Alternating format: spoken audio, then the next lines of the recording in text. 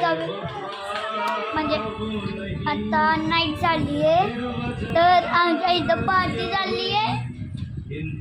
अगं माझी छोटी बहीण बघा, माझी छोटी बहीण बघा अगोदर बघती. हगा माझा भाऊ छोटा आणि ही माझी बहीण मोठी. तिचा हात पडली आहे, ती घसरून पायाव. म्हणजे बघा अशी पळत होती, रॅपर आला हाता पडला.